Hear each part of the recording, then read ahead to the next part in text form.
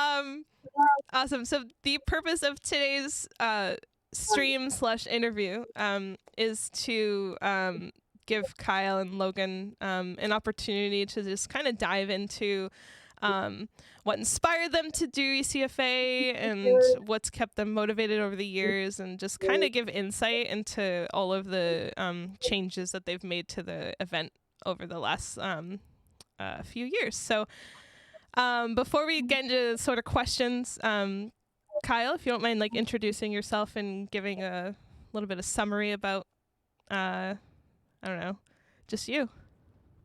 Okay. Well, as Patty said, I'm Kyle Dobe. I've been doing event organization of some variety on my own since 2015, but I've been participating in helping run events since 2010, probably, maybe 11.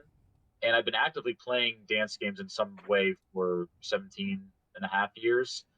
And honestly, I'm probably one of the more active people with playing. Like, I've never really taken a hiatus from the game. So I've been pretty in tune with the community in that way.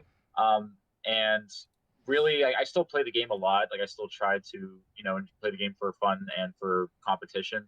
But really, my focus has really shifted in the last few years to just organizing events and kind of being like a person that wants to pass the torch, so to speak, to other people to help run the events and also to just get comfortable organizing things, because eventually it will get tiresome. But I do like doing it still, and it's been very rewarding.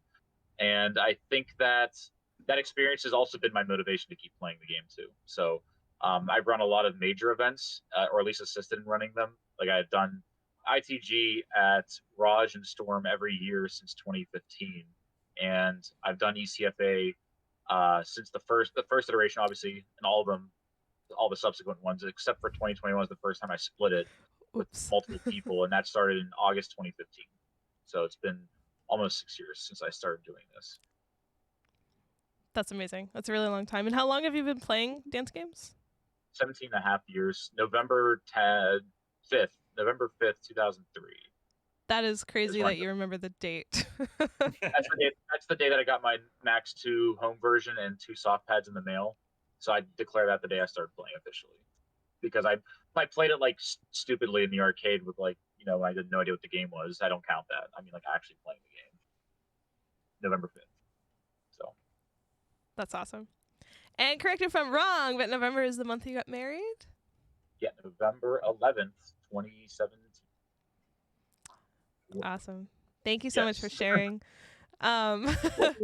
Logan, if you don't mind giving a brief introduction and summary of your dance game history. Sure. My name is Logan, aka McJeebie. I've been playing dance games in some, I guess, fashion since 2002. So maybe even longer than Kyle. That was when Fifth Mix was still, I guess, the newest. I guess that's when I started. So yeah, it's been a while. I guess I started with DDR like anybody else, and then I did take a hiatus though, so I guess I got that not going for me. But I played 2DX as my main game for years, and then came back to DDR with Ace, and then picked up a few other games along the way. So I've just been kind of I don't know, haven't really ventured into the event management and event organization side until recently. And I guess ECFA 2021 is my first big foray into that world. But yeah, I think I've been involved with music games for a while and play a lot of different ones as well. So that's been good, and because I think they all have things that cross train from one to the other, and so I think it's important to be well rounded for me personally in that respect. That's awesome. Thank you both for sharing. I'm impressed by the amount of time that you guys have played. I am just about to hit 10 years playing, and saying that out loud sounds like a long time. But compared to you guys, it is not a long time. Awesome. So first question of the night. So what started ECFA? Well, so the story behind ECFA is an interesting one. Around the years of 2012. I would say that the game really, really kind of flipped on its own head. That being ITG, it really went from a game that was all about like timing was a big element of the game, and so was just. I mean, hard stuff was always there, like trying to do harder songs and pass, but I don't think it was that prevalent yet. And then in 2012, around that time, like Bear Apocalypse was really picking up, and ECS had started about I think it started a year later. I might be or may start that year. I don't know. Either way, it's around that time. And I remember just thinking how frustrating it was for me personally that there was not many events for timing. And I had nothing to do with, I had nothing against their events, don't get me wrong, but it was more like I just wish I had more events that were things that I liked. I've always loved music. I've always like I haven't stayed consistent with playing instruments, but I've always loved playing instruments. I've always liked the idea of like rhythm. Like it's just always been like a really cool way to like listen to a song and then put it into some type of like tangible form. And the way that the game was going, it was losing touch with that heavily for me. And I very much remember very, very specifically 4 Rapids 6, which was 2012. The tournament pack for that event, I was not doing anything. I was not a part of tournament scene at that point in terms of organization. But there was a lot of, I think they were trying really hard to incorporate the harder songs as well as like nines. So your pack would have nines and then like 18s in it. And it was just like really unpleasant to play for me. Like maybe for somebody else, they might have liked that. But I very distinctly remember a lot of high end players like legitimately told me that they quit playing because they didn't like that direction was going, where it was like, oh, I can't do an 18, so I can't play in events now. Like I remember, I'm not just trying to say this. I might be remembering the people wrong, but I even remember I think Kevin Bodie slowed down playing around this time for that reason. I think Brett Beatty did as well. And it may not be specifically for that event, but I just mean like I think that the direction was going was just not appealing. And I guess the real thing is that the game was dividing, and we were now realizing that the game was becoming two different things. And that's when I started realizing it. And I was just like, okay, I was just kind of going like, okay, I mean, may all like it. I started playing harder stuff. I liked it enough, but I just never liked it as much as timing. And even when I played hard songs, to this day, I still like trying to time them. That's just always been the way I like to play the game.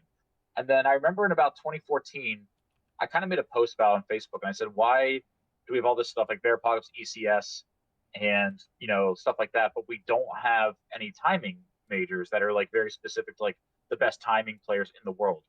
And I remember even the person who said this was Phil, Phil Shirey.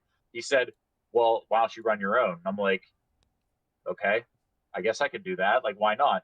So the reason why ECFA started was because it was kind of a parody of ECS. Like ECS was already a thing. And I thought I would just it was literally supposed to be like kind of like, I wouldn't say it's a joke, but it was like kind of a parody where I just wanted to be like, oh, it's the opposite of East Coast Salmon. It's East Coast FA. Like it was meant to be like in good fun in that way and not to be taken too seriously. Like, I mean, I wanted to make the event serious, but I was just like, I'm just going to do it and see what happens. But then after ECFA 1 resolved, and trust me, there was a lot of problems with it. Like the format was wrong. The pack curation was poor on my part because I was new to doing that. But I guess I should back up and say that I did curate the 2015 Storm pack that year. Me and Mason did, and that was our first time participating.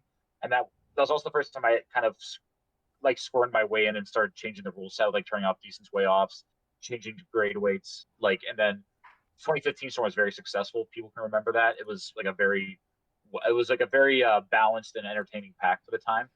But anyway, fast forward ECFA 1, like about 2 months later, the event was not that good in terms of structure. Like I'll admit that there was a lot of mistakes, a lot of because I was new to running tournaments.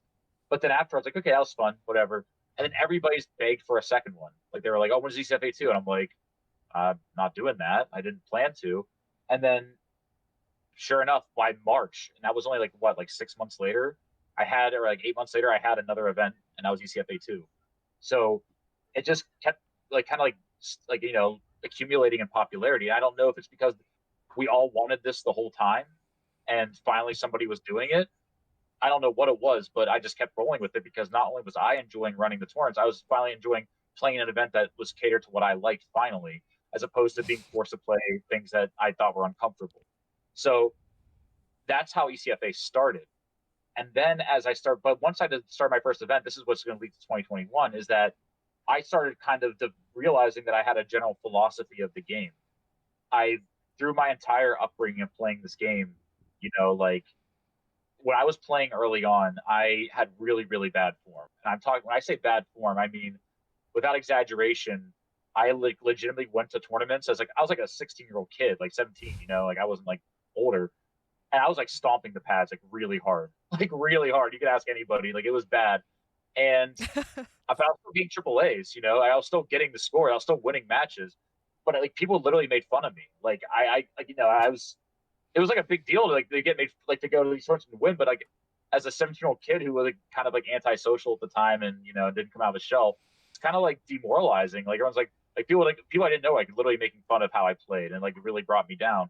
And then it made me realize years later, ECFA made me realize it doesn't matter how you play, right? Like what matters is that result screen. Like if I see a quad on the screen, I don't care if I stomped or I played no bar or whatever I did. As long as I did, the guy got the score, then that's what matters. That like I don't think form is a big part of any game. Like even like 2DX, like Logan plays, like form is a part of that game. But if somebody gets an amazing score playing the game very strangely, like who cares? Like as long as you are meeting the criteria that the game wants you to meet. And that is just something I've always wanted to just say, like emphasize, because the way hard stuff is, it's very form based, very much dependent on how consistent your form is, how tight your form is.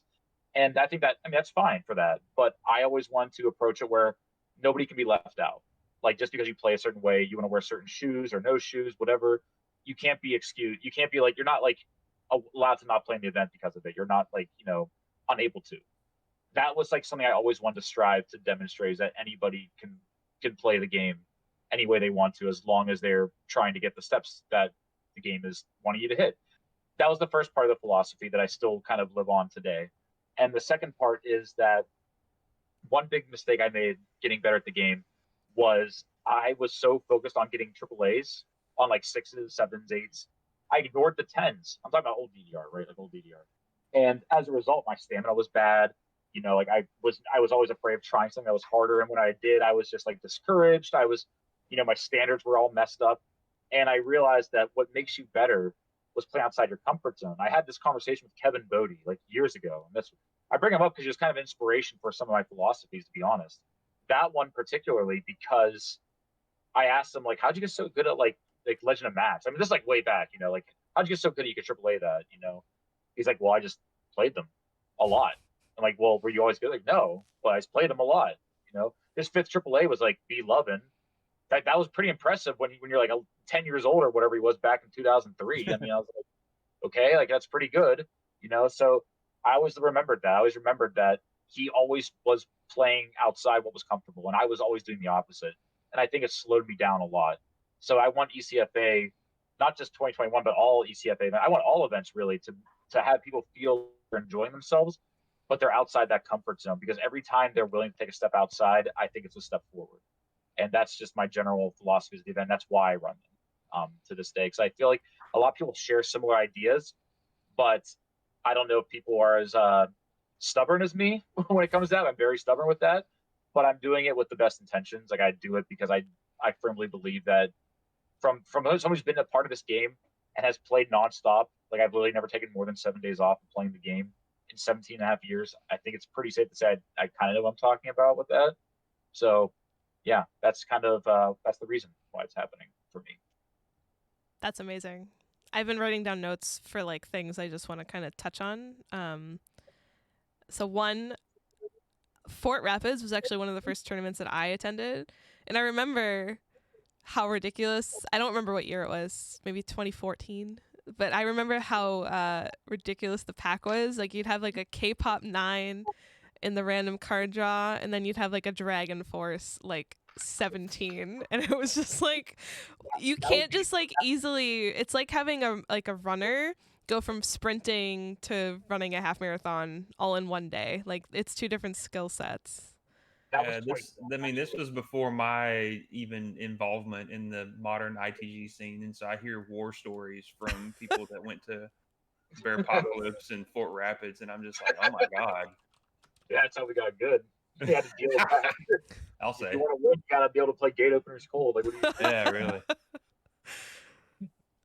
So yeah, that the last Fort Rapids was 2013. That was 7, but they split the divisions for that one. There was an upper and a lower. The lower went up to 14s that were like not super difficult, but they were still challenging enough. And then the upper, I think it was the easiest one was a 14, if I remember correctly, which is still pretty hard, but I suppose in a 1v1 format anyway. And it went to 18s or 19s, I think.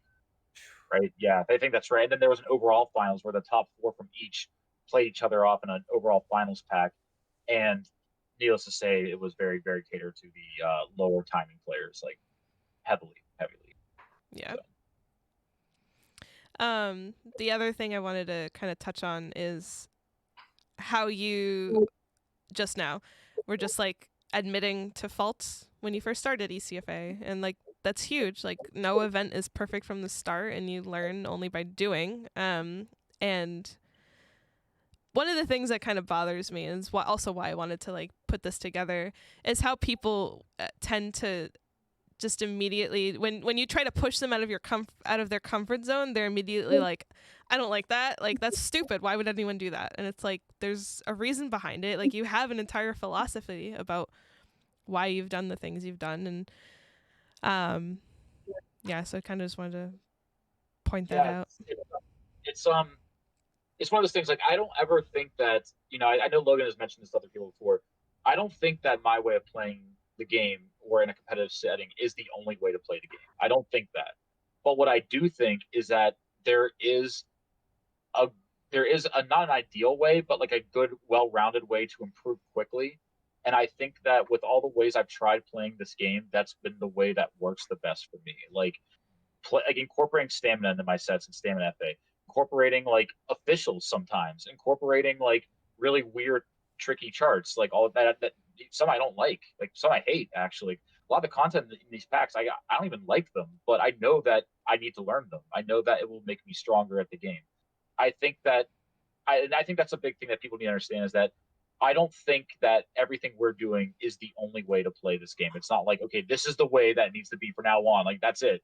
You have to play 15 ms waterfall windows, and you have to play, like cowbell rock, like only, like that's what you have to do. Like it's not like that. It's just like it's way more than that, but like I think that the charts that we've chosen are a good way to bring people in, and then also to exercise certain techniques that they didn't really have a chance to exercise before. But what I suggest that this is a good pack to stay in, like when it's done, like yeah, I really do. But I don't think it's the only way. It's definitely not the only way.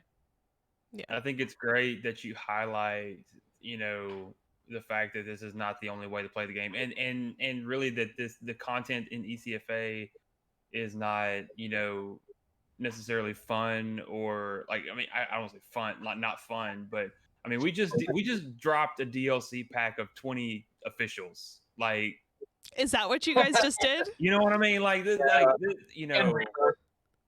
Oh boy. So, but I will say that we intended that as just to defend that real quick. It is a nice homage to where we came from, and certainly please don't feel obligated to play them if you don't want to. But we have plenty of charts you can avoid them. Like we have, like how many charts? I think our projected chart count is going to be at least like over 700, right? It'll be close to it. That's crazy. Yeah, this might be the DLC I just forget to download. Hey, it's got Romeo and Juliet in there. It's got what in there? Romeo and Juliet and Ride the Base. I can do Romeo and Juliet. Hell you got this. So can Tommy. Some can Tommy, apparently. Oh, Tommy, you got this? Awesome. Thank you for your very, very thorough and awesome answer on that, Kyle. Logan, did you have anything to add to what started ECFA? I know it doesn't like pertain to you because Kyle kind of started it, but I don't know if you had any thoughts that you wanted to add. I think the biggest thing that I would add, I mean, maybe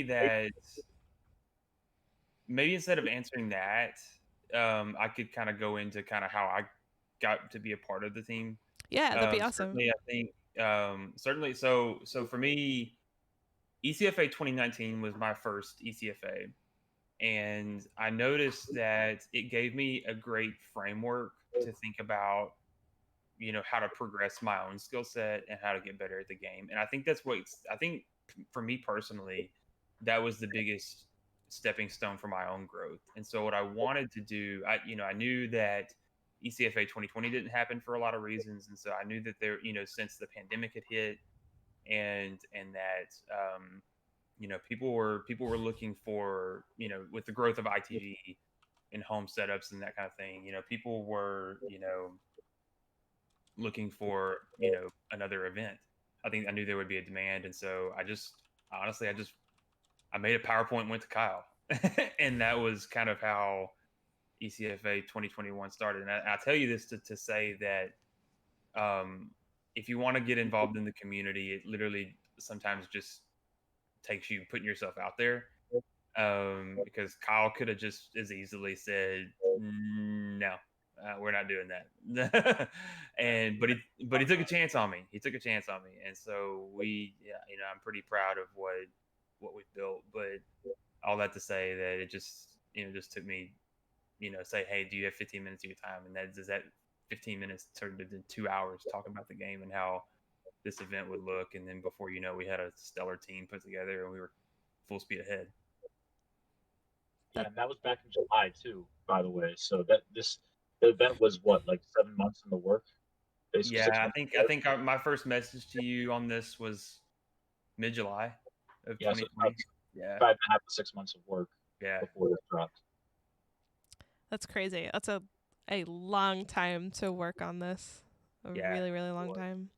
A lot of hours. Awesome. And you guys both work full time too? Like, that's crazy. Full-time job, married with two little ones. So yeah, it's a balancing act.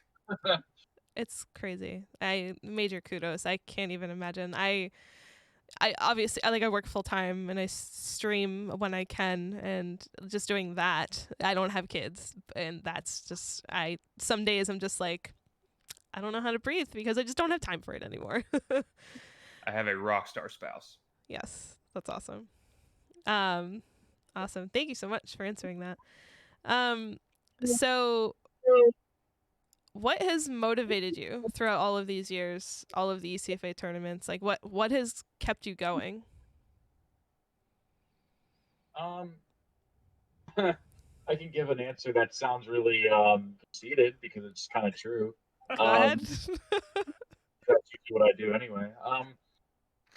Honestly, I'm really afraid that if I don't do this anymore, that either no one's going to take up the reins very well, or I don't trust anybody else with it. That's really what it comes down to. Like, I trust my own judgment. I mean, I'm glad that we have a team because I feel like if I just dropped out of this right now, it would be fine, which is great. I like that. But there was a lot of times where I feel like I was the only one willing to do this. So I was kind of afraid that if I stopped doing it, it just wouldn't happen anymore. Like, I'd be afraid that nobody would take it up. And that's why I always volunteer. All right, I guess I'll run the Storm ITG tournament up. I guess I'll make the pack for up. I guess I'll do this. Just because, I don't know. I just feel like it is rewarding. Don't get me wrong. It's very rewarding. It is a lot of work. It's not something we get paid for. My only reward is mainly just being, bringing something to the community and giving people an enjoyable experience. I've always been like, my whole life, like even as a young kid, I love just being the host and like having people over, obviously. And just like, that's just always been my thing. Like literally ever since I was a young kid, I loved having people come over and like set up, like organize like what we're doing when we hang out and sleep over. So like as an adult, it kind of gives me the same sort of like endorphins, I guess, just to like know that I'm providing a good experience for people. And honestly, I just feel I that's rewarding. And also it's not like I don't like playing my own events. Like I like doing it for that reason too. Like, I try to be as non-biased as possible with content curation. I try to be as fair as I possibly can. And I still like playing my events. Like if I didn't like my own events, I wouldn't do them. So like it is nice that I can play in my own events and enjoy it. So there's a lot of reasons, I guess, but I think the biggest one is honestly that it's kind of feels like a little bit of a moral obligation too, where like this is who I am. Like being a TO is like who I am. Like I think that even if I quit doing this, I feel like I'd want to TO another game. Like I play Pokemon competitively. I play other music games. Like I feel like I'd like to be a TO for something else, even like if I didn't do this. Just feels like a kind of like a nice, maybe it's like my calling. I mean, I'm a teacher, so curating and trying to please everybody as difficult as that is kind of like in my blood now. So I guess that's probably part of it too. Yeah. And that was part of the reason that I sent him a message in July about ECFA 2021, is I wanted Kyle to know that he had people in his corner that were willing to row in the same direction and really, pick up the slack because I mean, we all have jobs, we all have full-time jobs, we all have lives. And it's not to get too sappy or anything, but somebody told me, I think the best advice that we ever had that I ever got about my marriage was that it's not 50-50. It's two people giving 100 and 100%. And that really applies to anything where there's a team involved. We all give 100% where we can, and understanding where there are places where we have to dip out to take care of personal things. We have life events that we have to attend to. And so having that team around is really, I think, what makes the difference between, having an event that turns out good and having an event that turns out awesome. And I can confidently say that we had that team this time around. And I think it's because I messaged Kyle in July and just sort of let him know that, hey, you got other people in your corner willing to row with you.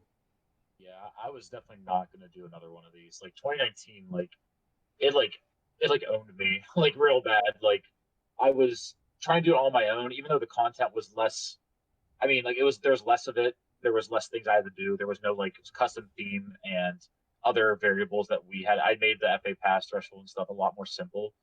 But even then, just the amount of work that went into that, and like amount of like PR moves I had to make just on my own without a team was really taking a lot out of me. Like it got to a point where it just wasn't worth it, and that's why I didn't want to do 2020. But when Logan came to me, this was after the pandemic dropped, and it's just like, I mean, who knows when we're gonna ever see each other again or have an event again. As far as we knew at the time, it was getting way worse too. Like I was like, we may not have a tournament for another like 3-4 years. I mean, I don't know. Like we got to do something about this. And I thought to myself, you know what? Logan's Logan's coming to me telling me he has this plan, and it's very well thought out. And I saw it all things most things I agreed with. Like I said, 95% of it I agreed with anyway. And I'm like, if we don't do something, this game might actually die. Like this might be the end of like 4-panel. Like besides like ECS, but like in terms of tech, like this whole thing could have been over. And I think that us even talking about it has really, before even the event even dropped, like really revitalized it like heavily. So that was another reason, I guess, for me as well. Yeah, I remember obviously I think everyone remembers the beginning of the pandemic and how horrifying it was. Like we were like, I remember being like, can I even leave my house anymore? Like, Yeah. That's awesome. So Logan, talk more about this. You said you put together a PowerPoint. Yeah, I did. So what I love that. That's so thoughtful and like well organized. Like, talk about that a little bit. Like what did you put into it? What were on the slides? Yeah, sure. So I mean, it was pretty short. It was 8 to 10 slides, but it basically just had my thoughts for sort of 30,000 foot view of what this event might look like. I mean, I mean, initially, my big visions were no more divisions, one big song pack, everybody's rated on the same leaderboard, and then not having to play everything. I think that was one of the major frustrations from a lot of players in ECFA 2019. Was that you had to play everything, and so some people would get kind of mind blocked on one or two. I think I remember a lot of people playing the hell out of Newton's Cradle in that event. I feel sorry for them. That generating some special flavors of frustration. So we wanted to kind of take that out, and I thought there were elements in place in other music games that we could apply to the event. For example, ECFA 2021 uses a top 100 sort of system where you get full credit for your top 50, half credit for your next 50. That is almost a direct lift from Sound Voltex, the way that they handled their skill ranking system, the Volforce. I thought it was genius, and I thought there was a market for it here. So just kind of lifted that idea and copy pasted a little bit.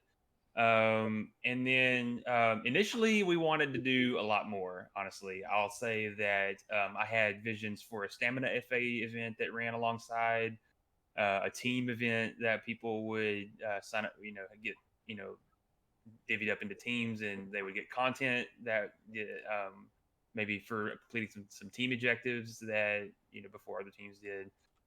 Ultimately, with the size and scope, I really realized that was going to be more than we could chew at the time, and so we just kind of had to kind of quietly axe that. Unfortunately, the stamina FA I don't think is dead. I think you can look to Ms. West Coast Stamina FA series for all your Stamina FA content. Yep, Tommy, there you go. Something you can compete in.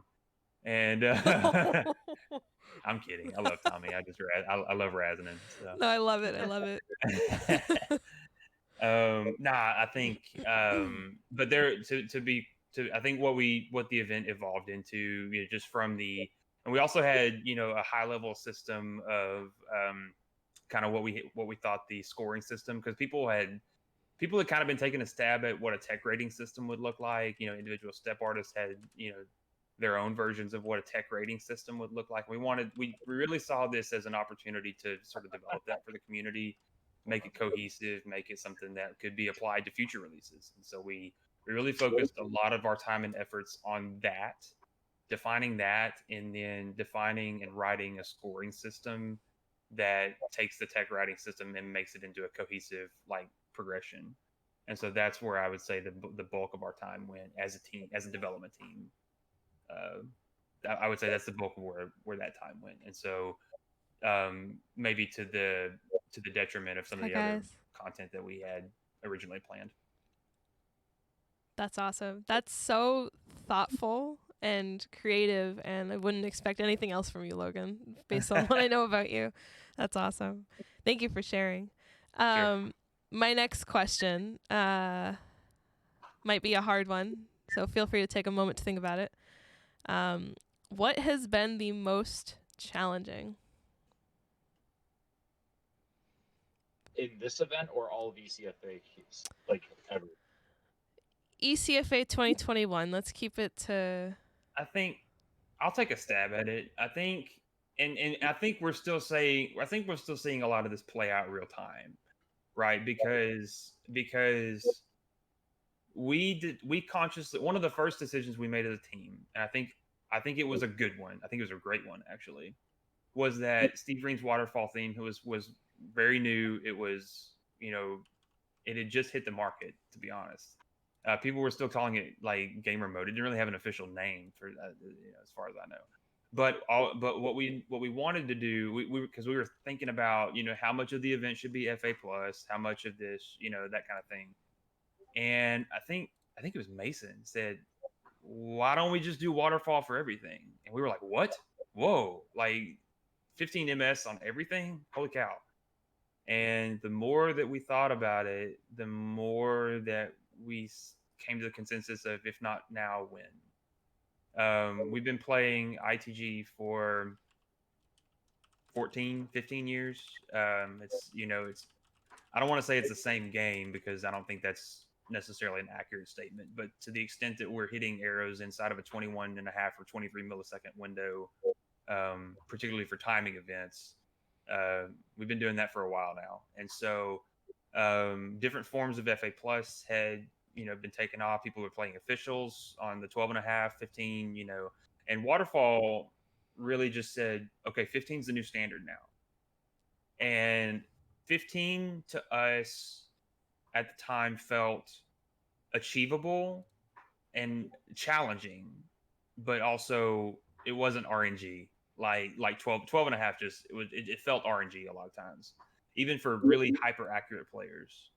And so we felt it was a good time to force players to step out of their comfort zone. I mean, that, again, in keeping with the ECFA philosophy and ECFA tradition, this will do it. I mean, this will force players out of their comfort zone and really, hone their timing skills in a way that previous events hadn't. And so we really committed to that early on. And it's been tough to get, I don't know,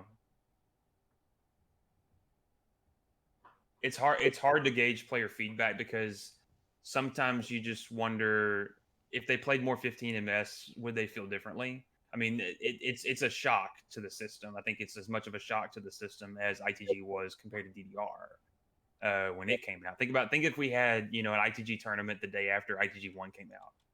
It's like, you know, that would have been interesting. I think we're seeing the same level of system shock here. Specifically when you couple it with the FA pass thresholds, which I'm sure we'll talk about. We will. Yeah, that's going to be a hot topic. But I mean, Yes. if you think about all the elements that we put together in order to really force players to critically evaluate where their skill sets were, game plan how to get better, that was the biggest challenge to sort of try and get right. Did we get it all the way right? Probably not. But do we get it a lot of the way there in a function in a way that accomplishes our goal if players commit to it? Yeah, and I'm living proof of that, by the way. I started the event in February. I was afraid of 12s. I was afraid of playing 12s, like, because I knew that it would expose a lot of weaknesses in my skill set. And last week before I got sick, I FA passed interstellar travel, like a hard 14. It was insane that by playing this event for 2 months, I was able to progress in that way. It was complete validation for me. That's amazing. And congratulations, by the way. Thanks. Before I put this question on you, Kyle, this question's for both of you. So, I honestly always forget the number, and I'm sure some people in chat might also forget. What are the millisecond windows for FA Plus? Oh yeah, so that is that's an interesting topic. It's more interesting than you might think because the default FA Plus windows for ITG were 12.5 milliseconds. With the advent of Waterfall, FA Plus became a toggleable metric, and so you could set FA Plus to 10 milliseconds, 12.5, or 15. And so 15's been our default window for the event, but historically it's been 12.5 based on previous, Simply Love, previous iterations of that theme. So it's a little bit more generous, but also still very challenging. And the 12.5 was removed from Waterfall. Actually. Yes, it ultimately was removed in Waterfall. It's just 10 and 15. Okay. Yeah. So why do you think FA Plus didn't take off with as much excitement, I guess, as the Waterfall 15 milliseconds? That might be hard too. It's definitely because of the difficulty. 2.5 milliseconds on both sides of a window is a lot larger than people realize, even if you're at a low end on the timing ability. Whether you're a good player for timing or a lower player, it is very significantly more difficult. And there's a lot of evidence to back that, just like even like my own personal experience. Like I feel like when I'm playing any chart that is even like a 9, like a simple 9 for me, I feel like I can just breeze through it on 15ms and get the score that I get like the right judgments for me, But even on 12.5, especially like obviously 10, but 12.5, it feels like I have to try so hard, like to the point that it is almost frustrating, and it's really easy to accidentally overcompensate back the other direction. And honestly, it just wasn't fun. Like I've been running ECFA since 2015, and I've had FA Plus at 12.5 all the way up until now, including ECFA 7 online. And it's just, we've gotten better at it. It's definitely tangible, but it's not fun. There's a lot of charts that just feel like they're unplayable. Like most of the FA Plus content I had to use was very simple content compared to what else was out there. And I kind of got tired of separating, oh, this song's too hard for FA Plus, or this song's too easy for normal FA. Instead of that, I just said, you know what, 15ms is the middle. That's the middle of the road that we need. Then that's pretty much why I think it didn't take off. I just think it was too challenging. I think I was obviously people like Chris Chike that wouldn't find that challenging, but your average player, even someone like, and even someone like in the top 8 of like your normal like ITG event would find 12.5 to be pretty frustrating to play on, I think. Thank you for answering that. So Kyle, what has been the biggest challenge for ECFA 2021? And it's okay if your answer is the same as Logan's. I'd say, I mean, the answer is like, it feels like a cop-out answer, but I think that this is just the way my mind works. It's just not being able to please everybody that I want to. Like, I obviously know when I'm running any event, even if it's only a top 16 for ECFA, I can't please all 15 other entrants. But I try really, I always give myself this objective for every event I run, whether it's a Storm tournament, ECFA at my house, ECFA online. I always want to try to make as many, where my goal is to make every single person who plays in the event happy. That's always been my goal. I know it's not outlandish one. I know it's impossible, but I don't care, because I think that keeping that mindset will keep me on the right track to making the events better. That's why I do listen to feedback. I don't always come talk about what they're saying, but I listen. I see the data. I see what charts are being played. I see what scores are being submitted. I see a song being ignored that's not being played. Like, I take mental notes of all this stuff.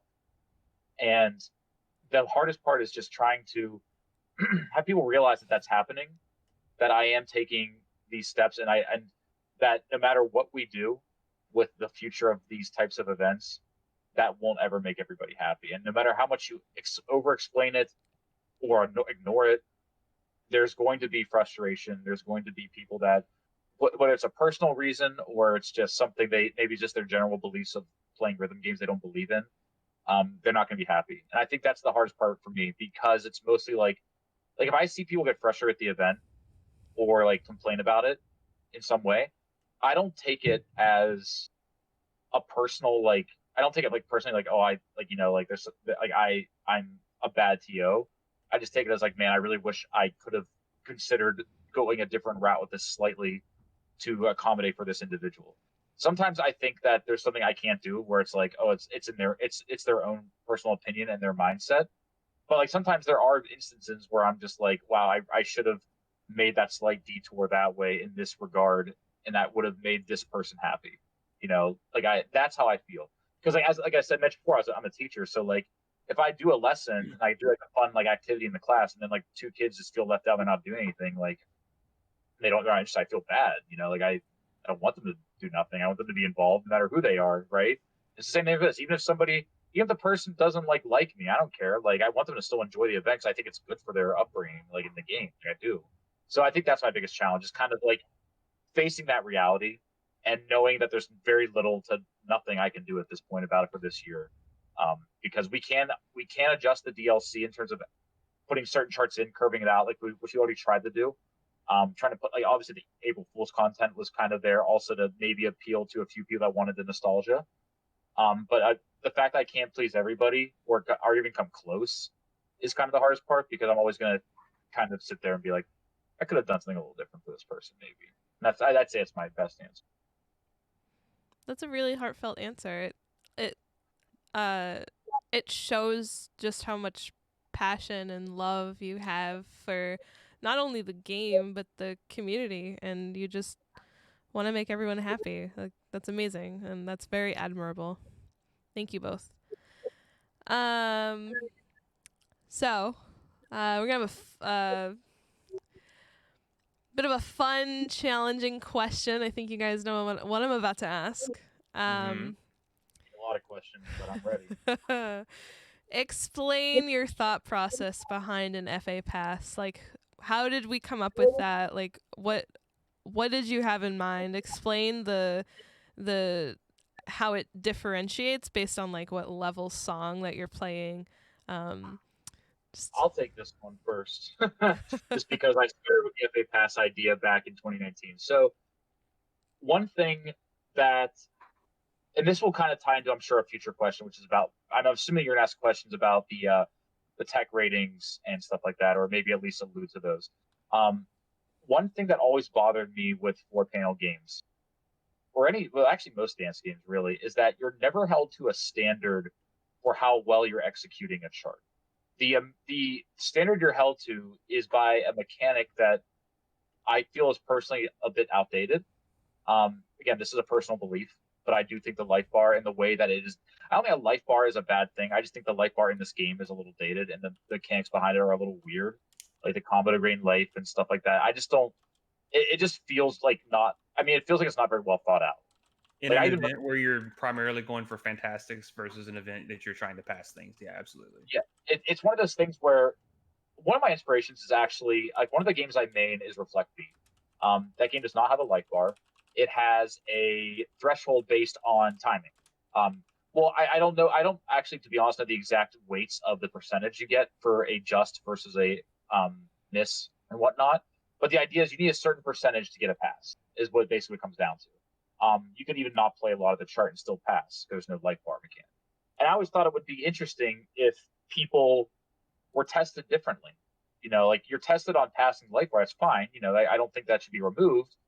But I think that it's interesting to think that you could be tested differently. Like we're assessing only one thing. When someone plays any chart, they're only being assessed in one way. Like, yes, they can get a new score, but that isn't really technically assessing them. It's more like just telling you how good you did at passing the song. Now I want to see how good are you at timing the song. Like, yeah, you get a letter grade or a star grade or whatever in ITG, but I don't think that there's nothing in the game telling you that you did good or bad, like, right, and like that you are comprehending the chart adequately. I think that is an argument that could be made that could exist in more games besides the one I play. The other thing that was kind of troublesome for me over the years, and this isn't against anybody particularly, but I think it's just against like your average person. Honestly, not even like a big dance game player, but even your average person. The block difficulty of a song always overshadowed at one point in time the difficulty is to execute a chart. And with the life bar mechanic, like, yeah, that's right though. Like that, if that is the default way of being assessed, that is true. Like that is the way that makes it look better. But I think there was a very strict lack of appreciation for the amount of work that goes into getting a high 99 on a 14, like a tech 14. It's a lot of work, a lot of energy, a lot of mental effort. And I just thought to myself, I think that there's a way that we can say that people, to communicate to people that you have met this threshold that indicates that you comprehend this chart, that you're not, like it gets to a point where like you like especially if you're not decent to way offs, like you can play any chart and just not do the song right at all and get a life bar pass, but like on a tech chart, right? But like that doesn't prove that you are comprehending the chart. My goal with the FA pass threshold was to have an indication that you have met a competency level to indicate that you have good timing on this song. Like good, it's an objective statement, sure, right? But the idea is to say like you beat the song now, like like because when you light bar pass, you beat it, But I want another way to say I beat this song. Like when Logan FA pass Interstellar, he can now in my eyes I see he beat that song. Like he can improve it, I'm sure, but now he can safely say I beat this song. It's done. Like that's that. And to me, I wanted people to be satisfied with, yes, I got this FA pass. Like, oh man, like I demonstrated competency and accuracy on this song. Like I am now ranking up. Like I wanted to feel like that. And I guess the disclaimer is that if you go from a 70% FA pass to a 71% and don't get the FA pass, that doesn't mean you didn't improve. That doesn't mean you shouldn't feel like you're getting better at the game. It doesn't mean you failed. I'm not telling you failed. That's my way of indicating that, you're almost there. Keep working on it and you'll get there. And once you get to that step, it will feel good. Like I have a lot of good people to cite for that. Like Brian, I mean, he's not here now, or else I would ask him right now. But, he was working on getting all the 14s. And he was getting frustrated not getting the FA pass on some of them for sure. But once he got them, like he felt really good about it, and that was a good indication of ability. Like it was tangible proof that his timing was getting better. It was tangible proof that his execution skills were getting better. That's what the whole point of FA pass is. Because if you light bar pass something, to me, it doesn't directly indicate that you are comprehending the chart any better than somebody else. At least in the world of tech. That's why I wanted to have some way of telling you that you're there. And I wanted to feel like a good feeling. we didn't have FA Pass for 2019 lower. I had 50% for middle and 90% for upper. No FA Pass for lower was not a big deal because we had very, very many new players, and they just need to play the game. But I think a lot of issues I saw and I ran into was that I've seen instances of this where they would just play a 9, let's say from lower, so it was 7 to 9s, like a 110 per download, and they would just they get to the hard part and then just not even try it. They would just get 30% of the points they could probably get. They're like, I don't want to play this. I'll just settle for those points.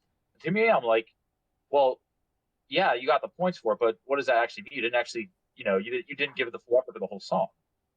And I want them to see if I get full effort, I get credit now. I want them to try on that whole song. I want every, one of my other philosophies that people make fun of me for is that every step matters. I want every step to matter to you. I want every single step to feel like you need to time that step. I don't care if it's an 8th note. I don't care if it's like a 30-second drill. You're going to try to time that note. There's no exception to that rule. I don't care if you're tired. I don't care. You're just going to do it. That is my general goal with that. And I think with an FA Pass threshold, it kind of unintentionally emphasizes doing that because you don't want to give up. If you get to the 8th note part of a harder song, let's say at 13, you don't want to just I'm just going to try on these. That should be the part you're hoping for because you can get up some percentages. Are you laughing at me over here? I don't. Yeah, so just to explain, I was laughing at Tommy, shaking his head. The peanut squad back there. Yeah. Are you lying? I agree with everything you said. He's lying. Vincent gets excellence on 8th notes more than anything else. Yeah, that's why he's not passing enough songs right now. I think that's my take. Thank you. Just a couple of things to add. Yeah. I think at first glance, and obviously we just said that block difficulty isn't a great measure of how difficult it is, but in general, I think you would say that 11s are harder to time than 9s, and so that's why the FA Pass thresholds vary by block difficulty. And something else that may be counterintuitive at first is the idea that those thresholds go up as block difficulty goes up. And so people look at that and are like, oh, what the hell? Why am I being asked to get 85% on a 13 and only 80% on an 11? And what I would say is a couple of things. One is as you get better at the game, as you move up and attempt more difficult charts, you should be getting better at not only finding the tightest window, which is the master window, 15 milliseconds. You should be getting better at staying in that, but then also getting better at executing each, sort of technical element, crossovers, foot switches, side switches, brackets. Be more comfortable executing those elements while staying in the masterful window, because those elements are going to show up in greater quantity and sort of back-to-back chained, if you will, in the harder difficulties, particularly from 11s to 12s, I think is where that sort of ratchets up in my opinion. And so, really, really expecting the player to build the fundamentals at the lower levels and then work into attempting more difficult charts, I think is the idea that we were going to. And so that's why the thresholds get progressively tough, to all the way up to pretty brutal 86% on a 14. I'd say that's, and not to say that the adequate threshold, it's like these scores are adequate when you get an FA Pass on a 14. That's kick ass. When you FA Pass a 14, you ripped. And I would say, I'd say that applies to pretty much every difficulty, no matter where depending on where you're at in the skill spectrum. You get an FA Pass, that's an accomplishment. That's a skill up, and you deserve a pat on the back. And so that's really what we wanted to feel like. I know it's frustrating to get to put all that work in on a song, you get to see a 0 on the result screen. That sucks. And maybe there's a different way we could go about it in the future, but I do think the concept of demonstrating that skill up, getting earning a badge and getting you those points, I think is really, I think endemic to ECFA's overall philosophy of pushing you beyond your comfort zone. So that's what I would say there. That's awesome. Thank you both for sharing, because this question was absolutely asked to me, and I also And asked to me too. yeah, I imagine. Because I also know, and I'm sure a lot of people here also know how frustrating it is. Like you guys know that I passed my first 14 last year, and I haven't done one since. So, going for like 10s, like those should be easy, and I have not gotten one single FA pass yet on a 10.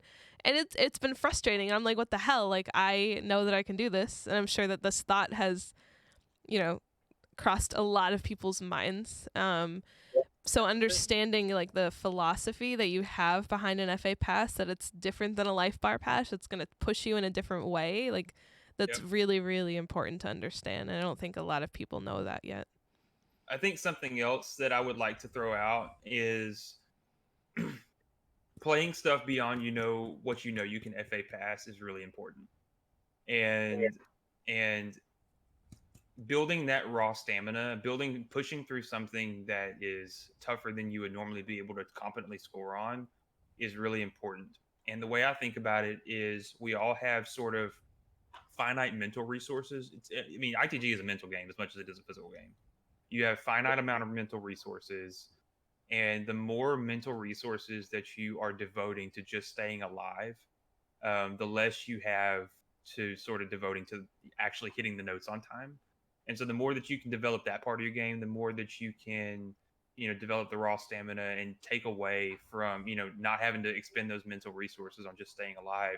That's just more brain cells that you can devote to actually hitting the notes on time. So that's a really important area. Stamina is huge when it comes to getting through these on time. So don't be afraid to play stuff that you're not going to FA pass. That's a part of my every session that I play, is I play stuff that is beyond me, because I know that one day it won't be.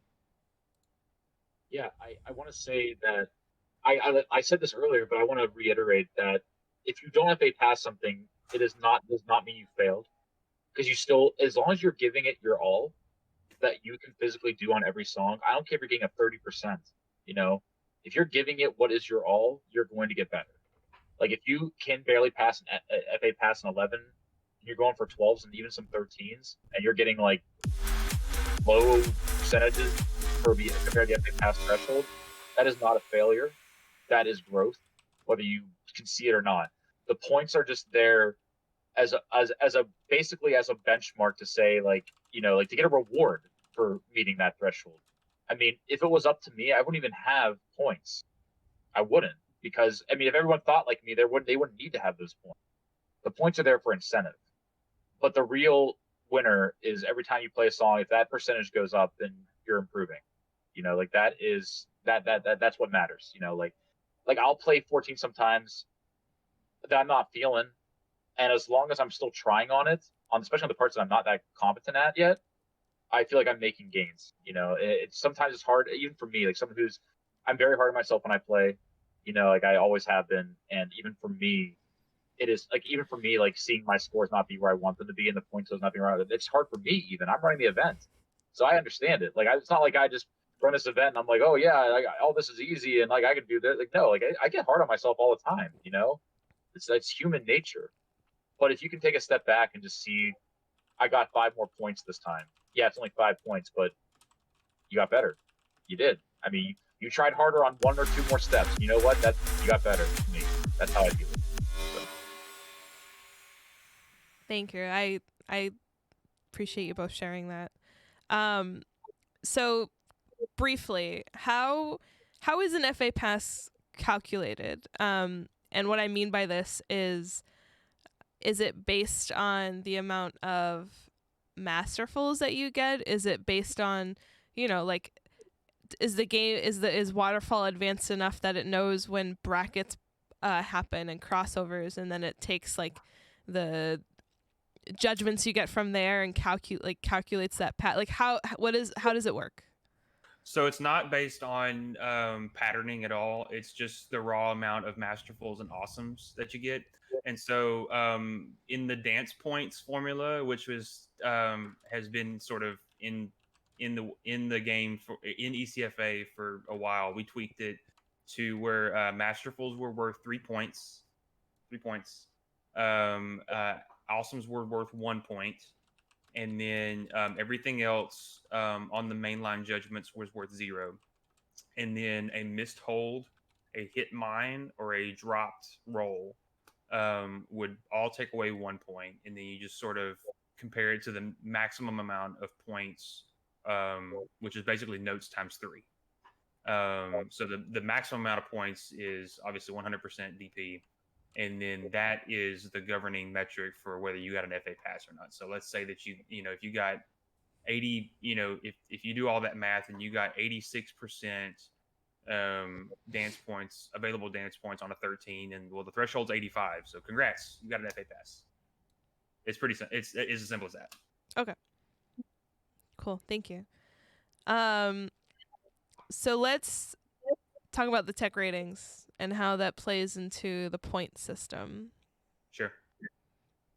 Well, I can talk about what the tech ratings are first, because the formula is more probably a Logan question because he knows it better than me, because it got tinkered with a lot. So it's kind of going back to something I originally had stated. One thing that I guess I want people to be more aware of is that charts are not only difficult for density, they are difficult for a lot of reasons. There's more, like, an 11 doesn't necessarily mean it's easy if it has the right amount of techniques involved with that chart. And I always thought it would be cool to I always thought, strangely, I thought the groove radar from DDR was actually an awesome concept. Like, I actually do. I think it's very flawed. It makes no sense why they chose what they did. But that being said, I think the idea of it as like a quick at a glance, it's really nice to, like, when go back to DDR Extreme, like, you scroll through, you get to like Legend of Max, and you see like a big radar. It's like a very quick communication that this song's got a lot of stuff going on in it. And I kind of wanted that to be a thing for like all blocks. Like, the whole point of the tech ratings is I want these to be applied to everything. Like, you apply them to any block difficulty, not just 7s, 8s, all the way to 14s. Like, because the way they are designed is that they are relative to block difficulty. So a 1 in stamina for a 10, if it had the same amount of density and whatnot in a 7 or 8, it would definitely not be a 1 anymore. It'd probably like a 5, 6, or 7. It is all relative to the block difficulty, which I know has been confusing at first, but I thought that was the easiest way to do it. I wanted to remove block difficulty from the equation, but the idea of having an absolute scale of all ratings, like between like 0 and 100, for example, would be impossible. Like, that would just that is so subjective and difficult to decide that we just thought a 1 to 10 scale was the best. And I thought that a chart could be broken down, like, no matter what style of chart. It could be a stream chart, could be an official, like, no matter what it is, it can be broken down in these 5 categories, or 6 if you count gimmicks. So gimmicks is 1, and we decided to make that very easy in terms of like no gimmicks, light, medium, or heavy, or in this case you're allowed to CMOD it. So that is a possibility for some gimmick charts in this. We have stamina, and one thing I need to say about these ratings, especially stamina, is that the block difficulty is communicating how hard it is to life bar pass. In terms of like that there's certain things that go into that equation, but that is based on the ability to pass via life bar. These ratings are based on how hard it is to get a perfect score. So if I was going to get a perfect score on this 11 or 10 or 8 or 9 or whatever it is, this is communicating what parts of it add to the difficulty to get that 100%. Or just to score well in general. Yeah. Yeah. I mean, I'm doing it with the idea that, like, you're trying to get a perfect, like, you're trying on every step to get the best judgment. You are attempting to get a masterful on every single step. Yeah. Yeah. It's like that overall, right? So obviously, they are going to vary a lot in terms of how frequently certain things happen. So stamina would be how tiring it is, assuming you're doing all the techniques in the chart. Like, so if it's a heavy crossover chart, we are under the assumption you are doing those crossovers relative to the block difficulty. 8th note crossovers at 128 for a 13, like, we're not going to really put that into the equation. But for like a 7, like, yeah, absolutely, that's very difficult for a 7. So stamina is that. Speed is the relative speed, not throughout the entire, like, it could be throughout the entire chart, or it could be in bursts, or in other, like, in small parts of the chart, or throughout the whole thing. And that includes things like quick little 30 seconds, long 24th runs. Or if it's a 12 and the whole song's like 185 or 190, that would be a high speed. If it's like a 7, the whole chart is like, eighth notes at like, 160 or 150, that'd be a high speed as well relative to a 7. Technique is all foot technique. So those would be things that require your feet to move in ways that are not just straightforward. Well, they're straightforward, but they're not just going from arrow to arrow. They're doing other things. So brackets, foot switches, side switches, jacks, all those things are accounted for in that way. And then movement is the amount of movement from panel to panel. That includes difficult patterning and crossovers. So candle steps, which is like up, left, down, etc. For those who don't know, that would be a higher movement rating. And then the last one is rhythms, which is the difficulty of executing the rhythms in the chart, again, relative to the block difficulty. That could be because of like swing rhythms or just syncopation or broken up 16ths maybe. So those are all things that account for those difficulties. So that's what that is all about in the first place. Is just trying to be like a quick at a glance. Like if I'm going to play a 12, I'm going through the 12s and I see a bunch of red. I'm like, oh geez, I don't be great for that 12 yet. Like maybe I'll tune down and go to like some of the greens here. That's kind of like that's what the point of it is. It's just like a quick like at a glance sort of thing. You laughing at me, boy? Ew, it's yellow's red. Ew, I'm not doing that. Hey, buddy. I saw you looking at those 12s and going, yeah. So yeah, Logan, you can take it from there because I think you know the formula a little bit better than I do. So sure. So Kyle gave a good overview of what the tech rating system, like on its own, communicates. What we tried to do is take that and create a formula to translate that ECFA rating system or the tech rating system into the ECFA points that you see on the screen that are basically what every chart's worth. And so we took all of those elements, gave them their own sort of special weights, and then factored them in to a big formula. I think it's actually published in the official rules. I don't want to bore everybody with a whole bunch of math, but like basically not every element's worth the same, right? I think that's a big concept, is that a lot of the elements, like Kyle mentioned, stamina and speed in particular, are already sort of quasi communicated in a chart's block difficulty level, because those directly contribute to how hard something is to life bar pass in the first place. And so we wanted to give more weight to the movement and the technique, and in particular the rhythms. I think is where we give the most weight in the formula. I think most everybody is aware that the way the formula is currently constructed has produced some interesting outcomes as far as what charts are worth more, what charts are worth less. Don't worry, we know a lot of these already. We, in particular, I think something that's interesting that has come, at least to me, is that I think speed is undervalued, particularly at the 12, 13, and 14 difficulty blocks. I mean, something that comes out to me is Candy Crack Curtain Call, which arguably is a 14 anyway, but it was a 13. It's a 13 in the pack. It's only worth 5,900 points. It's not worth playing. Don't waste your time. Don't pass go. Don't collect $200. Don't play it. And that stinks because we wanted to feature that song. We wanted to feature that chart because I think it's a well-written chart. It's just 16th at 240 beats a minute. It's like, holy shit. Yeah, sounds like a lot. Yeah, it is a lot. And so I think we can point to a couple other things, Go 60 Go, our styles being undervalued. I think Euphoria is pretty wild out there, that just got released. And so we definitely are noting all of these things and are trying to lab, in contributor chat. We spend a lot of time thinking about how we can do things better in the future. And so that's certainly one thing, is how can we smooth over these outliers? Does it make sense to have a formula govern everything? Do we want to leave ourselves room to manually adjust some outliers that don't feel right? Because some of them don't feel right. Yeah. And so rest assured, we're seeing these things, and we think they're just as wonky as you think they are. So don't feel bad. But yeah, to answer your question about the formula, that's really what it is. It's yeah, we really wanted to give, emphasize the movement, technique, and timing pieces of those of each chart. Yeah. And I just quickly want to say I think it's awesome that you both are so open to feedback when it's presented respectfully. That being like the key phrase here. And I say that go ahead. Oh, sorry, I didn't mean to cut across you. I think personally that's an area of growth that I've realized for myself is I need to take feedback better even when it's not. And so what I control what I can control and bite my own tongue and not say something stupid because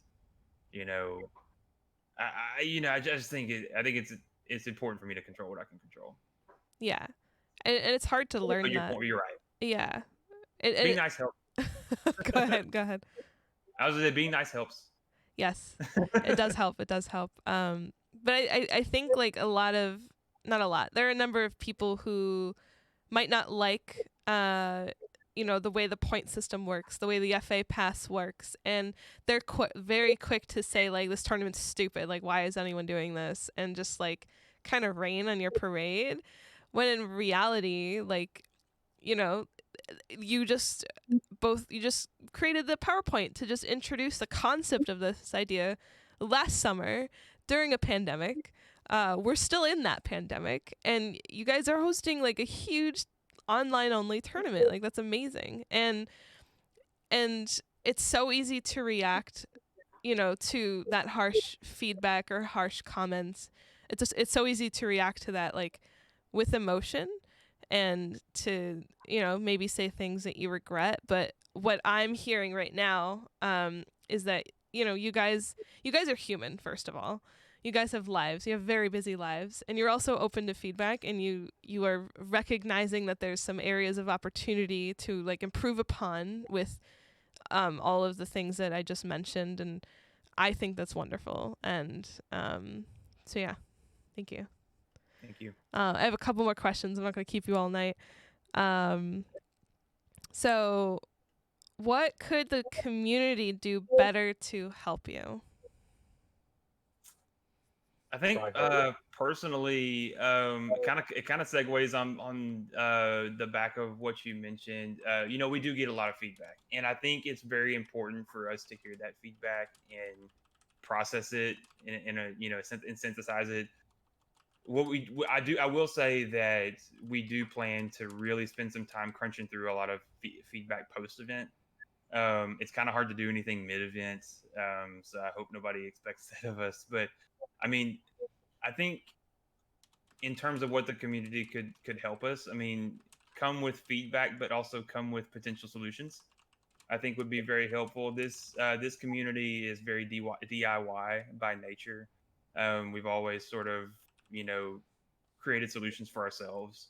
You can look at the theming community. You can look at just how the tech community has grown in a certain way. We don't have a company that's supporting us. We don't have Konami or Andamiro or whoever producing content for us. We're we're relying on community driven growth for on community driven content. And so come with feedback, but come with solutions. Come with potential ideas to help us make this better, because trust me, we need help. We could always use good solutions. I mean, I think a great example of this is we saw that we had a lot of manual entry on our hands. We just unfortunately did not have a chance to really integrate an automatic score entry for this year's event. And Vincent came along, saw that need, and just wrote a processing tool that takes the Waterfall stats file, converts it into a XLS that is easily copy pastable. So that helps the score entrance really just manage score entry so much faster.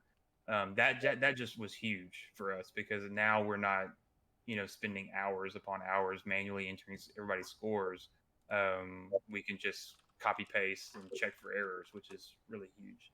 And so things, opportunities like that, where people I know there's a lot of really smart people in the community. There's a lot of that really want to give to us, and so when you have feedback, think about possible solutions. Think about people that you could engage to help make your feedback and make your vision more of a reality.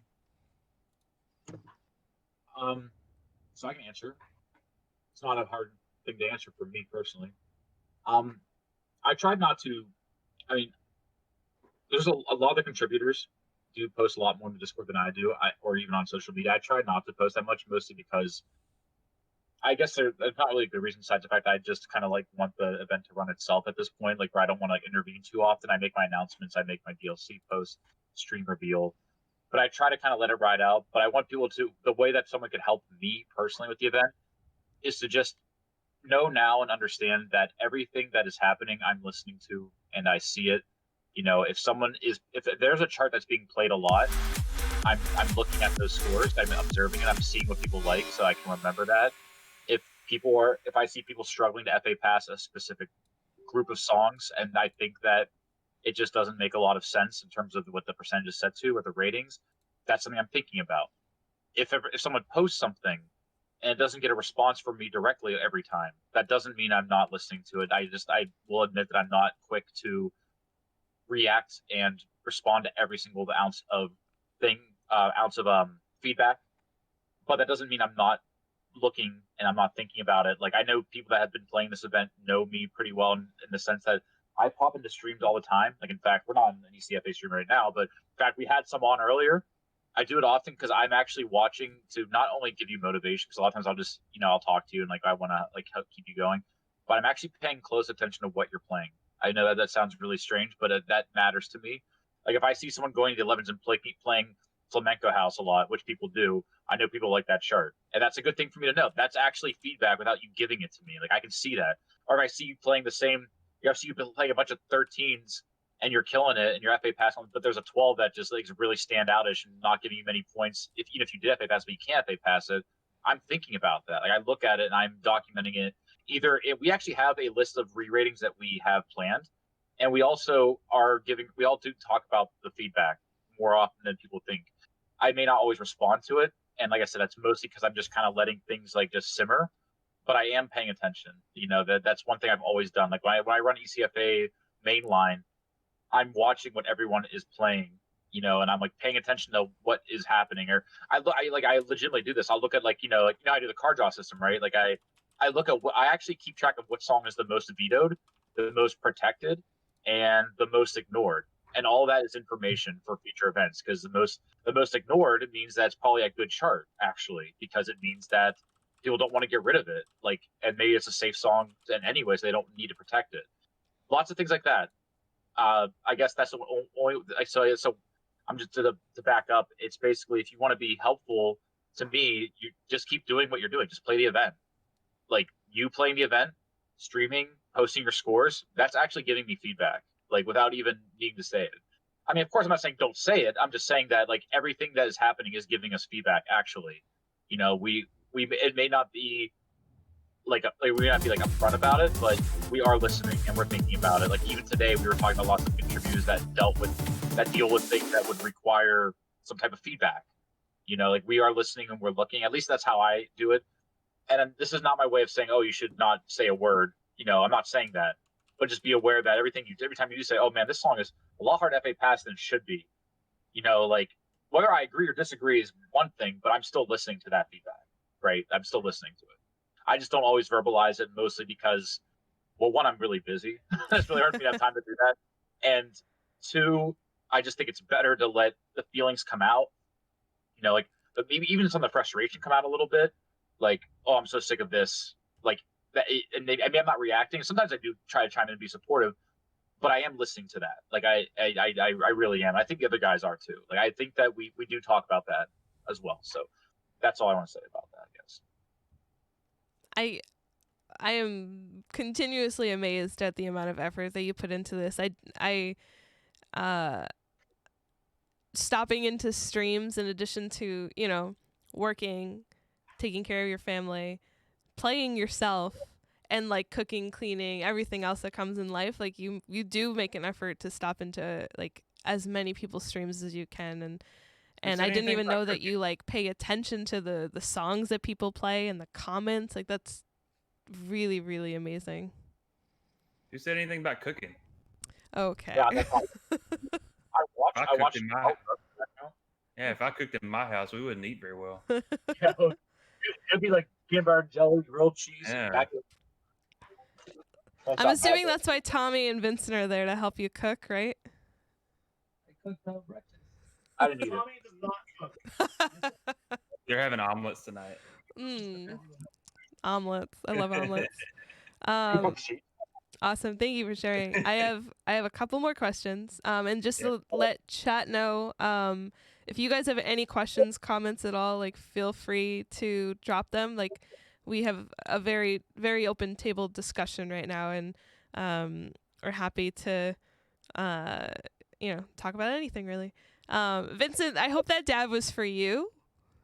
Because I missed it earlier. I've got about 20 minutes until I Okay. need to drop. Awesome. No worries. So one question I think is from someone who's actually here right now. I'm just going to read what they wrote. So this person asks, I wanted to ask them if they would entertain the idea of having beginner/intermediate division for upcoming in-person tournaments. I don't really know if that was ever a thing in the past, but from what I've seen, not a lot of tournaments have them. So yeah. Yeah. I Kyle, go enjoy- ahead. I mean, I was just going to say that I think it's important that you identified that, in-person tournaments versus online events. I think those two types of events have very different philosophies on how to test people.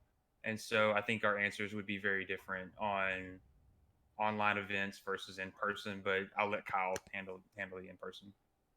We actually, before Storm 20, well, I guess it was Storm 20, right? Got canceled because of the pandemic. There was a plan. I had a plan for having two divisions, actually. So that was already actually going to be a thing. There was going to be a beginners where I wasn't sure how low the bar was going to be. I was thinking around sevens, grabbing them from the ECFA 2019, and then going up to maybe tens. I wasn't sure. I hadn't really fully fleshed out the idea, but I was kind of like trying to brainstorm, like, because I was trying to consider how many different people would be at this event, what their skill level would be at. Because a lot of time before I run a major, I try to think about what the projected skill level is. So what would be a fair and a challenging but fair match for people, and like what they should be tested on against each other. Because essentially what a match is, you're essentially taking an exam against one another, right?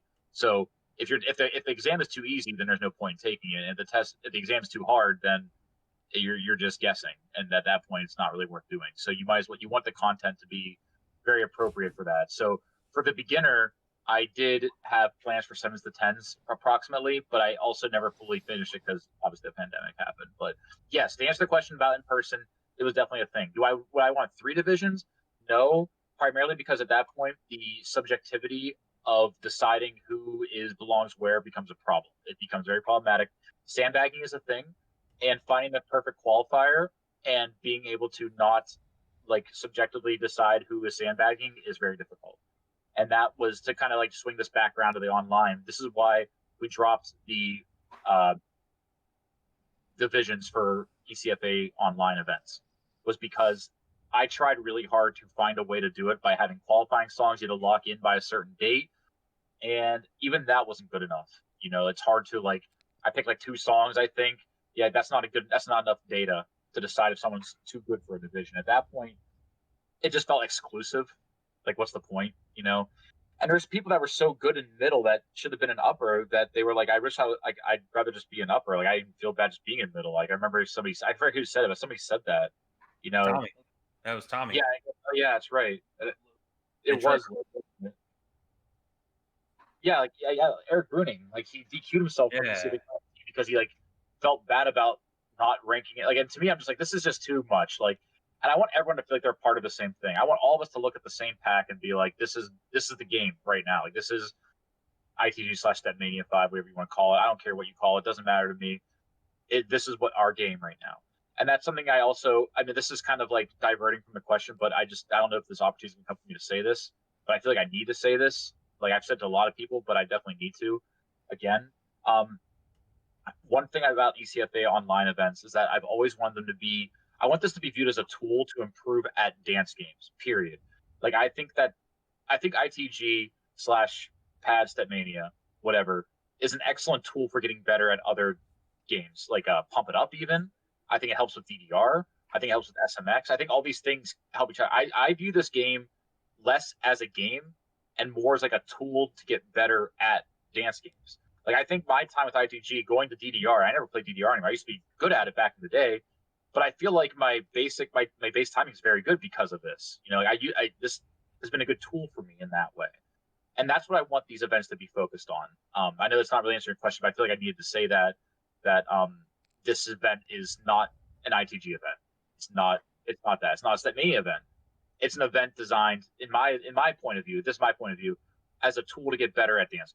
Period. Now the division question again for online, in case it wasn't that clear, I don't think we're ever going to go back to having divisions online. In person, though, absolutely. I think that needs to happen, especially with ECFA 2021 kind of showing the world we have 7s that you can be competitive on with different skill sets involved. We have 8s, and some of the 8s that people are making are really good. Like I actually enjoy playing some of the 8s, and I usually focus on the 11s, 12s, 13s category, but the 8s were even so fun to warm up with. Like if I try to, just like try to do all the little 8th note foot switch, I still think it's fun to do. There is a competitive calling for that. So yes, there will definitely be. I don't know. I don't want to call lower to me. It has such a negative connotation when I say that, but I don't know what else to say right now. So I'll say a lower division will definitely be a thing next time we have a major. Yeah, that's awesome. It's funny. I definitely, when you guys introduced the new format for ECFA and there was no longer a lower or middle division, I was like, well, fuck, like I'm not going to be able to participate now because I can't do 13s, 14s, let alone like FA past them. And I think this is just my opinion, subjective, but I think the way that you guys have organized this has been like really useful. Like it is a tool to get better, like for me as an example, brackets is something that I could never do before, and now with the song like Blinding Light, that 9, like whenever I played it I got so frustrated and I was just like I'm never gonna be able to do it. And now the other day I did every single bracket in that song. Your girl did it. Like it's improvement. It's awesome. Oh, thank you, Tommy. See that? Yeah. Thank and I you. think that's been the most rewarding aspect of running this is seeing everybody make those gains, seeing everybody get those first FA passes on 9s, 10s, 11s, 12s, 13s, seeing everybody rank up from 100K to 150K to 200K. I mean, seeing everybody, there have been a ton of people that are doing things they never thought they could have because of ECFA 2021. And we set this up in a way that we asked players, okay, step out of your comfort zone, but you can do this. You can get these games. You can be good at these games. You don't have to, if you don't want to call yourself a lower player anymore, you don't have to, because here's the framework that can get you into, here's how you get good. And so I don't think, I'll reiterate something that Kyle said. We don't think this is the only way to get better at this game, but the results are kind of hard to argue with. I mean, there have been so many people that are just ripping at 4-panel, Pad Stepmania. And I think it has to do with the framework that we set up with ECFA 21. So I'm very proud of what we put together. That's awesome. Thank you for sharing. My last question. What do you tell new players who are afraid to get involved? I tell them that I've been there. I was a new player. I wasn't always where I'm at. And I remember my first tournaments I ever went to for DDR, I was bottom seed. I looked up to these people and thought I could never do it. And what really sucked was for the first, honestly, it sounds like a lot, like 8 years, 7 years, I didn't really have like a good guide or a good like person to kind of like help show me the way. Like I'd have like good players like I could watch and study and like see how they, how their technique evolved in what kind of charts they were playing. But I never had like some sort of like actual intricate like guide or like I view this pack as like a curriculum in a way. I kind of view it as like where I'm trying to get you the most amount of information of this type of style of game as possible with all of this. I never had that privilege. I also never had like, getting, I mean, as you guys are aware, getting a home pad setup, what back in the day, it was like your choice for like soft pads or Cobalt Flux for me. And that wasn't always the best. I mean, it was okay. I guess I learned some fundamentals, but it wasn't the greatest. So I can tell them if they're intimidated that, take it from me that I've been there. We've all been there. Like all of us start out somewhere. Some of us got better faster than others. Some of us are still struggling. Some of us like escalated quickly. But you have people out there to help you. And whether I'm not talking to you directly, there are going to be plenty of people that do, whether it's on Facebook groups or in my Discord, other people's Discords. There's a lot of support out there. And just know that Chris Chaik, all the other high-end players, they've been new at the game too.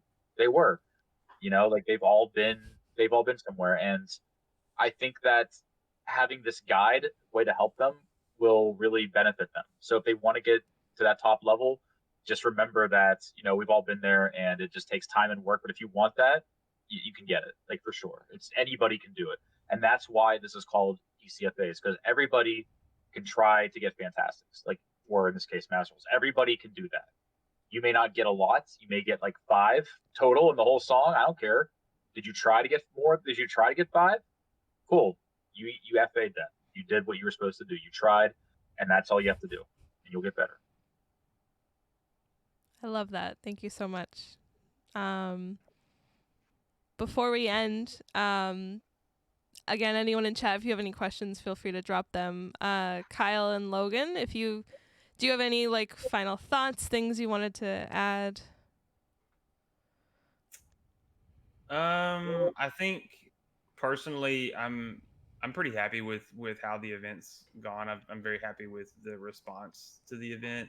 We tried a lot of different things. We tried, particularly with looking back on ECFA 2019 to 2021.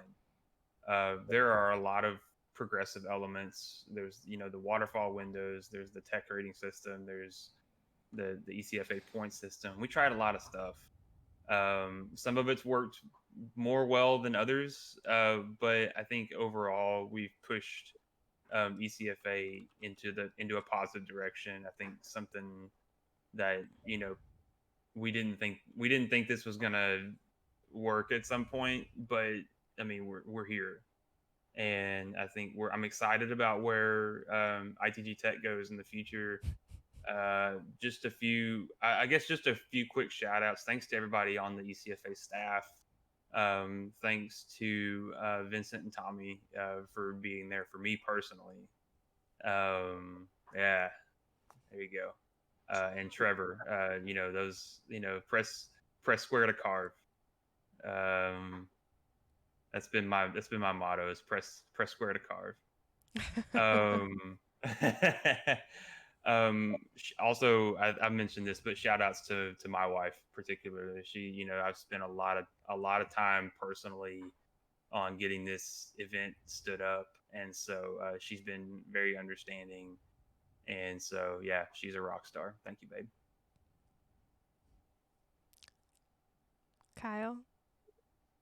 I do like I need to if I want to do like some type of like last minute thoughts or shouts, it's that everybody who is definitely helping at the event. There's people outside the contributors that are still helping. Like I have Dave with the like helping with like the fixes for sync and stuff that he's getting on so fast. I always appreciate that because there are things that we overlook sometimes, and the chart is overlooked. So we appreciate having the pack feel as good as it can possibly get.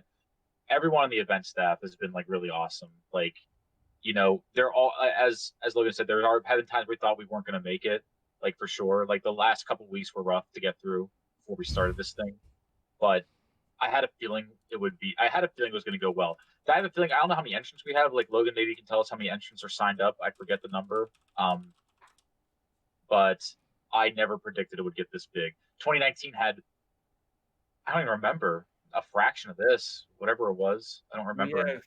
We have 156 players that have logged a score. Wow. 156 logs.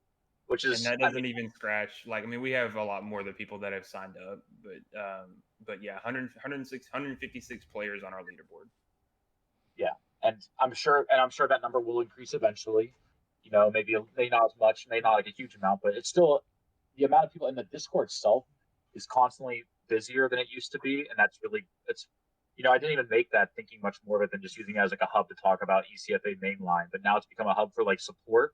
It's become a hub for like posting new content, talking about whatever. It's been really great. So everyone has helped the event. It's definitely big shouts to them, and of course everyone playing in the event. Like they give me purpose for doing this. Like every single person that streams my event, which is incredible. I log in and I just see like ECFA, this thing that was supposed to be like a parody 5.5 years ago, is like all I see on Stepmania, like more than anything at this point. I never thought it would get to that level, and I just have to say that that's it. I feel like my purpose in this game for this community is finally coming like to fruition, to it like where it needs to be.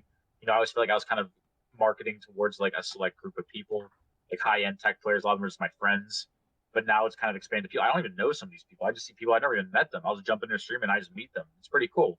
I meet these new people that I'll be like, hey, like, I don't know their names, but they'll be like, hey, it's RiODO ITG. And I'm like, I don't know who you are, but you're playing my event. That's pretty awesome. Like, never thought that happened. So obviously, shouts to all those people. And Logan gave a shout out to his wife. I have to do that as well as for Janelle, because this has been a really rough year for us. Like a lot of stuff has happened this year with the pandemic and everything, and she's been going through a lot. I've been going through a lot with this, but every time I have a complaint about ECFA or like getting like hard on myself about it, she very much is in support of me for it. So it's always appreciated. Like and it's really nice knowing that that even though this consumes a lot of my time and that isn't always fair to her, she still knows that I need this. Like I need to do this. It gives me some sort of like, it does give me that purpose. Like I feel like if I wasn't doing this, I don't know what I'd be doing with my time. Like I need to be doing this. I got to step in. I'm sure if Logan didn't come to me and wanted to run an event, I'd be like, well, come to me if you want to run an event. Like even Tommy was doing Oprah. I'm like, let me help you a little bit with that. Like I got to get in there. I got to do something. Like this is just who I am. That's just what I am. So again, shouts to her for just kind of dealing with that, knowing that that is my calling, and I think I'm going to keep doing it. If it's not for ITG Tech, it's something. It's probably going to be like that for ever. I don't know. Maybe we'll see. Awesome. Thank you guys so much for taking the time out of your busy lives to talk with me live on stream. I'm sure that is what's going on. I said, look how busy we are right now. I know. I'm on spring break, so I'm okay. I'm on spring break right now.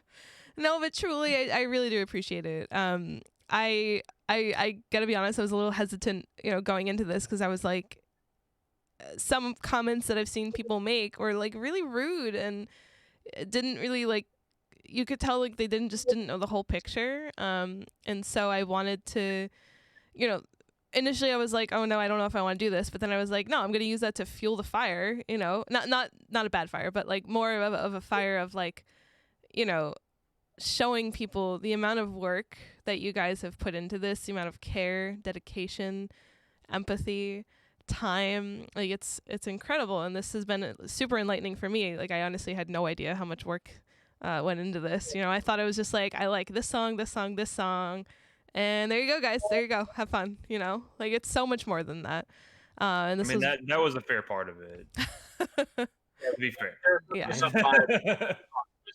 We said which songs do we definitely want in, and everyone put definitely don't want Sweet Roll, but I put in definitely want it, so that's why it's there. Well, that's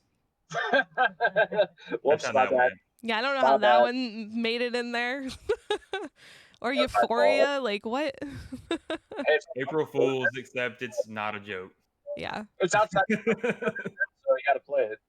Yeah. I'll attempt it. Nothing else. Yeah, same. I'll attempt it. But... Well, cool. Thank you, guys. I don't want to take too much more of your time. Again, I know, Kyle, you look especially busy right now. Yeah. I mean, weekends and yeah. We're trying to cuddle over here. Trying to go to sheets. I realized the pillow. Yeah, Tommy's gonna cook us sheets. I owe my wife a foot rub, so I gotta drop. Yeah, no worries. Thank you guys so much. I'm not ending the stream just yet, but I'm gonna let you guys go. Shut up, Many Tommy. thanks to Kyle and Logan for taking the time to allow me to interview them live. Shout outs to Tommy and Vincent in the back. I don't know what they're laughing at. Hopefully it's not me. But thank you guys for being supportive back there and telling Kyle that everything he said was right. Love that. Yeah, he's right too. Everything I did say was right. Hey, thank you for hosting us, Patty. We appreciate it. You're welcome. Yep. You're welcome. I will talk to you both soon. I hope you both have a wonderful rest of your night. Thank you so much again. Thanks. Bye, guys.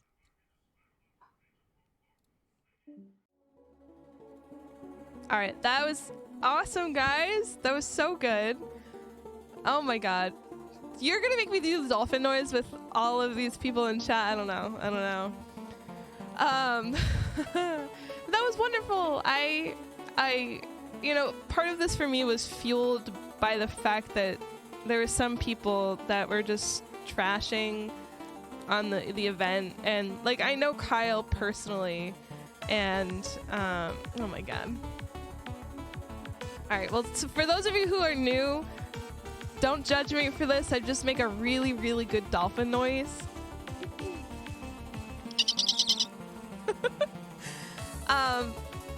Enjoy. But yeah, so, I know how I've helped, I haven't been a TO, but I have helped Kyle run like the ITG events at like Storm and, other tournaments. And he puts his heart and soul into this. So it was really heartbreaking to see some of the bad comments that I saw online, like on Twitter, Facebook, wherever it was. And knowing the amount of work that he's put into this, I was just like, I want to give you a platform to just tell everybody the amount of work that you've put into this and share it with everybody. And one of the problems that I hate with social media is how are you supposed to express yourself fully in 140 characters? Like you can't. You have to slim it down. And that slimmed down like diet portion of what you're trying to convey does not do most of the time a good job of actually conveying it. So it's so easy to misconstrue things and get into arguments. And part of the reason I love streaming is because I'm not limited to 140 characters. I can talk as long as I want and talk with you guys, and you guys aren't limited, and it's just a really, really good way to have a normal conversation, and that's what I wanted, and that was wonderful. I appreciate, again, shout outs to Kyle and Logan for taking the time. I'm definitely gonna cut these. I'm probably gonna cut it into different segments and export it to YouTube just based on what each question that I asked during the stream tonight. Rocky-san, Kaya, Dusty, Ali, Starlight, Jobber, thank you guys. Appreciate it. But yeah, this went really well. It was awesome. I was worried there were going to be some trolls here, but there actually weren't, which is amazing. So because this is so dance game focused, hi Suji, I would not have done the bicep curls. The dabs were fine because it's like a quick flick, but I wouldn't be able to casually swing out my dumbbells. I want to raid someone who's actually playing dance games right now, so if y'all have any suggestions, let me see. You love the kid? Yeah. Wait, over here. Suji, by the way, it's nice to see you. I have to respond to your message. I've just been horribly busy, and this week has not been great to me. Yeah, I gotta fix some things in my life. You've been lurking, Kyra. No worries. Oh my god, I'm glad you guys have enjoyed it. Yeah, I was thinking Zarina. I love Zarina. She is playing ECFA right now.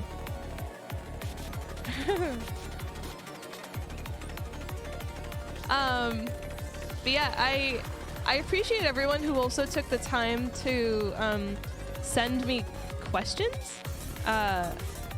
You know, I was posting a lot on social media to try and just generate, you know, questions and interest, and there were a lot of people that reached out, so definitely appreciative of that. Oh my God, Zarina's close to 4 hours. Are you kidding? That's crazy. Well, is there anyone in Stepmania that's streaming ECFA right now? They put it in their title.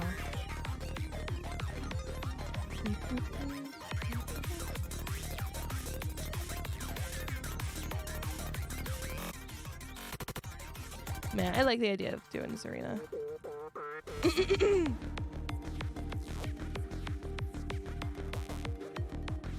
All right. Oh, you're welcome, Kyle. Thank you so much. Yes, I am gonna sign up for ups. I don't know if you're asking me or Allie, but I'm definitely gonna sign up for ups. All right, so I am definitely gonna. Oh no, she's saying she's exhausted. All right, let's go say hi to Snow then. Hold on. Let me pull up Snow.